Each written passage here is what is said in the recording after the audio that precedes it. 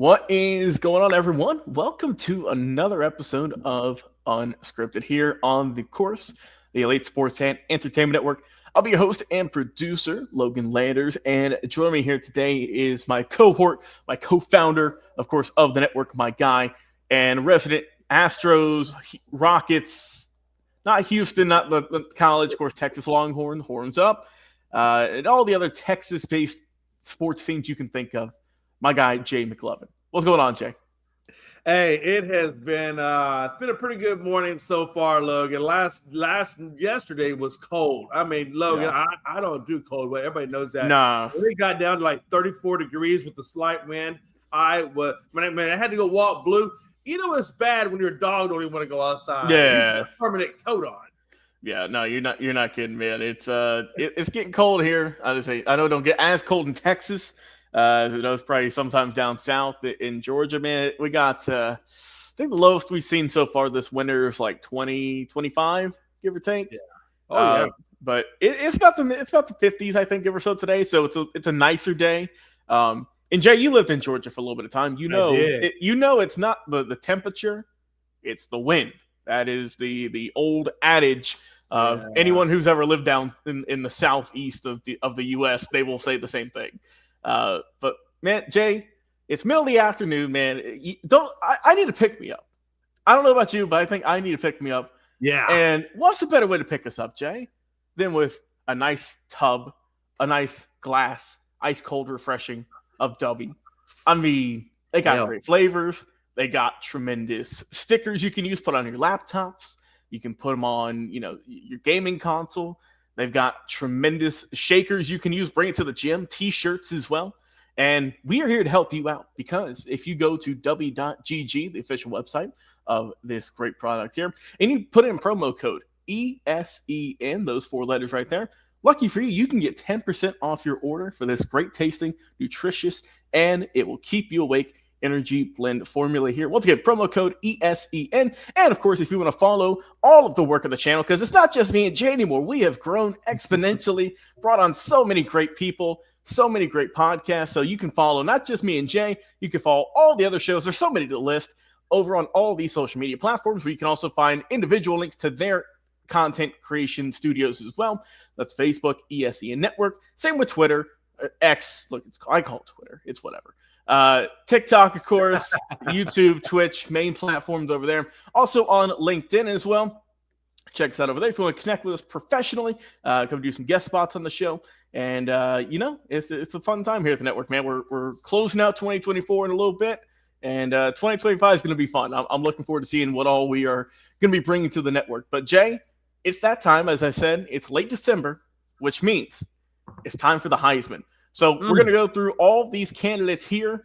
Dillon Gabriel, quarterback out of Oregon, of course. That's the back-to-back, by the way. In 23, let's not forget Bo Nix was there. So back-to-back years, Oregon has put a quarterback up for the Heisman. That just kind of speaks to that program. Of course, the two-way superstar and cornerback/wide receiver, Travis Hunter, doing his thing out in Boulder, Colorado. We have the legs of steel, the running back in Ashton Jeanty, the electrifying guy out there in Boise State. And finally, the gunslinger, Jay, out of Miami, representing the U, Cam Ward. So we have 2 quarterbacks, a running back, and a dual threat player. What a wide cast we have here. And this is a very tough prediction because all of these guys are very much deserving for each individual separate way. But let's just break it down, Jay. So how do you want to do this? You want to go one by one and talk about why? Yeah, we go. All right, go ahead. Who do you have on? Who do you have up first? No, we'll just do it in the order you got it there. Let's do it. Let's start off with Oregon's Dillon Gabriel at quarterback. A couple of things come to mind. Number one, he's that Oregon is undefeated. The number one team in the playoffs. 73.2 completion rate and only I think he threw 6 interceptions. It's not bad. I mean, it's a pretty good stat. And then he has 30 plus points 11 times out of 13 games. I mean, that's insane. And then but then it goes more. He even has 7 rushing touchdowns. I mean, if he's not getting through the air, he is almost like a Josh Allen. He can get you on the ground. It's a great team that they have around him. for the, as a whole. And that 1 point could be maybe what keeps him away from it, from getting the Heisman, because he has not been the guy where he's carrying the team on his back like a Cam Ward, where you got less talent around you. When you got that much talent around you, you expect this team to be there. So I think that could take a little bit of the shine away from Dillon Gabriel. But still, when you look at what he's done and what they've been able to accomplish, he still has a really good resume, Logan. Yeah, and that's the thing too, with the Heisman. I think also with all of these awards is I feel like the committee sometimes puts too much emphasis on the team itself and not the player, right? Because these are individual awards, not team success awards. I mean, a lot of people were upset the fact the award that went to the top tight end in the country went to a player from Penn State, when a tight end from Bowling Green, I believe, had set records, right? But, well, I mean, you look at the two schools, and it's apples to oranges. So that's what I try to take in with all this. And like you said, Oregon Ducks, undefeated. Can't get any better than that. They have looked good all year. And Dillon Gabriel is a guy who has a heck of a story, Jay. Someone who felt like was cast aside, right? And it feels like Oregon has gotten that for the last 2 years with Bo Nix and now with Gabriel. And Dillon's always been a solid quarterback, right? It's never like he was awful, but he has really kind of stepped up his play for this team. And like I said, he's helped lead them to an undefeated record so far. 3,500 plus yards. This is impressive. 28 touchdowns to only 6 interceptions. And also, Jay, what are your favorite stats? QBR, quarterback rating. He has 86.5, which is second in the nation. So he is doing it and doing a good job, and also being just very efficient for someone who started at UCF, then went over to Oklahoma, and then is now finishing his final year of college with the Oregon Ducks. And just a tremendous college career he's had. And he's hoping to cap it off with that Heisman Trophy sitting in his living room or his man cave, wherever he wants to place it at the end of the season. But really good year overall. He stepped his game up, and it's paid dividends. So, hey, congrats to Dillon Gabriel on a successful season. We'll see what happens on Saturday. Jay, the one everyone has been talking about, the guy who won, I don't even know how many awards last night at the just other awards that were given out besides, obviously not the Heisman, but a guy who won, I believe, 3 awards last night. So, yeah. Travis Hunter. I mean, I don't know if there's anything that needs to be said about how impressive he's been. He's a two-way player. That's pretty much it. He's on both sides of the ball. So how does the committee take that into effect? Because we've seen it before, but it's been a while. So what are your thoughts, Jay, on Travis Hunter? Yeah, absolutely. Logan, this is the guy. This is the guy that I've actually picked to win the Heisman, Travis Hunter. And there's a lot of reasons why I think he'll win the Heisman. You just said it. He's won all the awards, right? He's a dual threat guy. He can get you on both sides of the ball. Not only does he play both sides of the ball, but he plays both of the sides well. Mm-hmm. And what I mean by that is, go back and look at the last time a two-way player got the Heisman. You know who it was? Charles Woodson. Yep. Right? He got it in 1997. But he didn't do it as well as Travis Hunter. And what I mean by that is, when Woodson got it, his offensive side, because everybody knows he's a defensive guy, but he does do offense. And when he did the offense, he got 12 receptions, 238 yards, 2 touchdowns. Not even close, Logan. He's not even close to Travis Hunter's numbers. And this guy won the Heisman. And because he's a two-way guy, he does more for the football team than what all the other guys can do for the team. He's basically the Shohei Ohtani of football. Mm-hmm. We look at it like that. He's basically the Shohei Ohtani of football. Like I say, he plays both sides of the ball, and he does it well. He's the most well-rounded player. And what I mean by he's the most well-rounded player is, look at the offensive side of it. 92 receptions, 1,152 yards, 14 touchdowns. Now you go to the other side of the ball. On the defensive side, he's got 31 tackles, 4 interceptions, only allowed 1 touchdown, and he's got the lowest target rating in all of college football. And what I'm saying is he is the most well-rounded because he is playing both sides of the ball equally star-studded. And that's why I feel like he's going to get the Heisman because he's doing what nobody else out there is doing. He's obviously on the field way more than they are. No, and so the awards he took home last night was the Walter Camp Award, which is just another Player of the Year award. Yeah. The Chuck Bednarik Award, which is the top defensive player, and the Bolitnikoff Award, which is the top wide receiver. Yeah. I mean, is there much else that he doesn't have room for? I also saw that he had just signed a deal with Adidas as well, so he's going to be making some money in the NFL, and probably with his own might get his own cleats or something. Who knows? But no, like you said, the impact he's made, Jay. He has 1,152 yards, which you might say, like, okay, that's good. That's average, right, for certain receivers. But Pete, you got to remember, this is also coming off of playing defense and then getting a swig of water and then get back out there. There isn't much rest because it's rare that he is out for multiple plays. You will constantly see him on the field. And I just got to say, man, we got to enjoy it. Right, we're gonna have to. We have to enjoy this because it's not going to happen in the NFL. I don't believe it will. It would be. But Deion did it right, and he's tutelaged under Deion. Well, to be fair though, Deion did special teams returns. Right, he did punt returns, kick returns, and then played DB.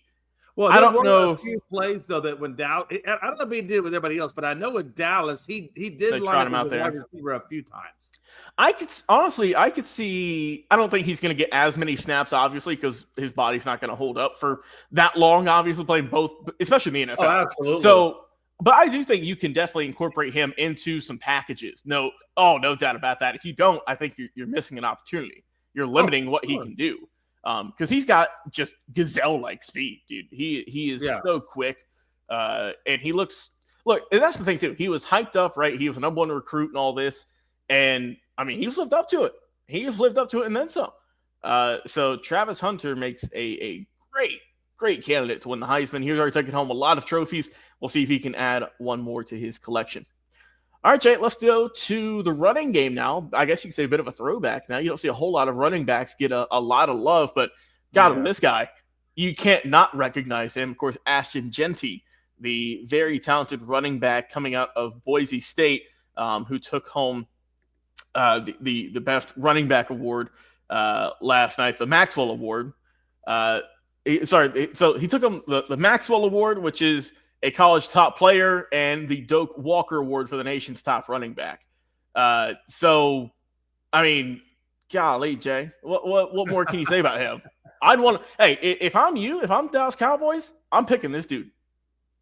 Oh, absolutely. I mean, let's be honest. If Barry Sanders had a mini-me, it would be Ashton Jeanty. Yeah.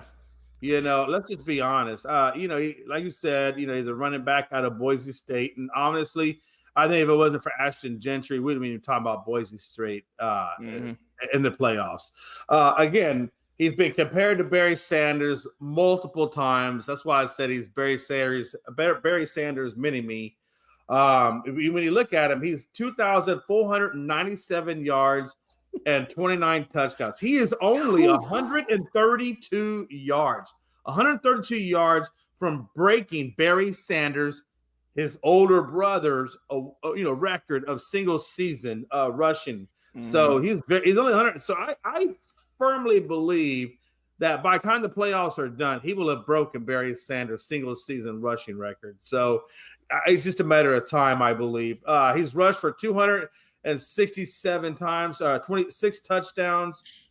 He rushed for 267 yards and 6 touchdowns the first game of the season. Logan, he almost topped 300 yards and 6. And also, Jay, don't for I'm about to say that was against Georgia Southern, and then week 2. I mean, we'll give it perspective. And then week. Let's not forget week 2 against Oregon, who was ranked number 7 at the time, when they almost beat them. He ran for 192 yards and had 3 touchdowns. Yeah. So he had 9 touchdowns in the first 2 weeks. Yeah, I mean, he really is the real deal. I mean, he's rushed for 100+ yards. Every game. In every single game. Every game. He's rushed for 200+ yards 6 times, Logan. And when you look at his yards per carry, it's like 7.3. What more do you want this guy to do? I mean, 7.3 yards per carry? That's ridiculous, Logan.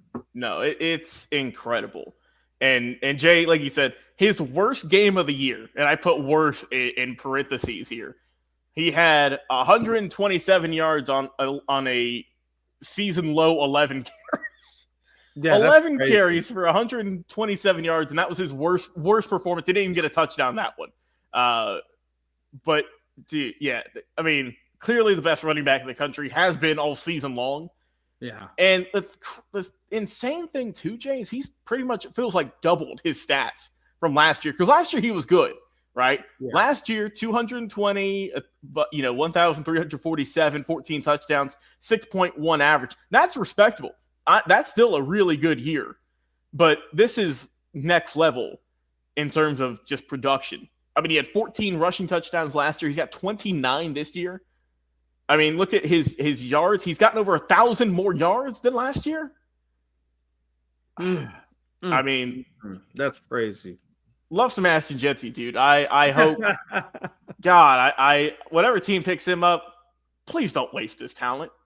It's all about the quarterbacks in the NFL now, but come on, we got to show this guy some love. I would be surprised if whoever drafts him doesn't ride him till he can't stop. But man, I gotta tell you, Logan, he's been linked to the Cowboys at the and as he should be, and he should be. Yeah. And if I'm you, I'm chomping at the bits, my friend. But let's talk about the last guy in here, quarterback Cam Ward out of the U in Miami. Jay, what do you like about him? He's had some impressive games here over the course of the season. Yeah, this is actually probably my number 2 guy. I think behind, Travis Hunter, like I said, is my number 1 guy to get the Heisman. This would be my number 2 guy. And the reason why, he's got the complete opposite of what Dylan Gabriel had, right? I told you Gabriel had the number 1 offense, but again, the team wasn't having a ride on his back. So how much of a difference maker was he really having to be other than just basically managing the game? Well, Cam Ward didn't have the luxury of just being able to manage the game. He's second in passing yards at 4,123. Kyle McCord was number 1, but he passed 123 more times than what Cam Ward did. So you got to kind of keep that one in a little bit of perspective. He's second in touchdowns at 41. He's the motor behind the top offense in college football. Let's just be honest. But what that team, and Miami does not have, is a good defense. So he has had to carry a lot of victories on his own, despite having a bad defense. Matter of fact, comeback wins. He's got 2 comeback wins for the season. One was against Virginia Tech. The other was against California. He's got 2 losses that kept him out of the playoffs. And I think that could be what hurts his chances versus where Gabriel is at, Hunter is at, and so forth. So, but it's hard to hold some of those losses against him when you got such a bad defense. But it is what it is. But in my opinion, if I had to go in order of this, I would have Travis Hunter at 1. I would have Cam Ward at 2. I would have Genty at 3, and then I would have Gabriel at 4. That's how I'd rank these 4 if I had to rank them. Yeah, when I look at Cam Ward, and like you said, Miami had those 2 tough losses to end the year, which kept him out of the top 12. It wasn't Cam Ward's fault, you can say. In the loss to Georgia Tech, 348 yards, 3 touchdowns, no picks. In the loss to Syracuse, 349 yards, 2 touchdowns, no picks. Yeah. I mean, I don't know what else you could say. But like I said, when you're giving up 42 points and 28, you can say come back, but 42 especially, that's tough. But I mean, this is a guy, Jay, who came from a school that half the world's never heard of, half the U.S. has never heard of. And I'm not talking about Washington State. No, I'm talking about Incarnate World and the Cardinals, Jay. He started there in 2020. And now the fact that he started off there and then has worked his way up to where he's at Miami, and he's going to be a top quarterback selected this year, and is a top 4 player, obviously, in college football. Right. That shows the hard work and dedication for this guy. I mean, look, anytime you throw the ball for over 4,000 yards, you're doing something right. He's got the top QBR in the nation, 88 behind Gabriel at 80, or in front of Gabriel rather. 36 touchdowns, only 7 picks. I mean, he's got an absolute great arm. We have some tremendous talent here, Jay. Yes. I mean, you could argue for any of these guys, obviously. But I mean, I think that they're going to go with Travis Hunter getting the award. In terms of second place, I might put Ashton Genty in second. And then for third, I'll have Cam Ward. And fourth, I'll go Dylan Gabriel. That's how the order I think it would go. But yeah. I wouldn't be surprised if any of these guys win it just because of how well they have looked this year. Right. Most shocked to win it, I think, would be Gabriel. Least shocked is obviously going to be Hunter. Right. But man, we got a good class here, and I'm excited to see how this is going to go tomorrow night, Jay. Heisman 2024. We got the top 12 starting up here in a few weeks. We're going to have more coverage on that. And we're also going to do another episode in the future, talk about all the moves in MLB Free Agency. We just had one earlier today that saw our boy Frankie and his Yankees wheeling and dealing, Jay.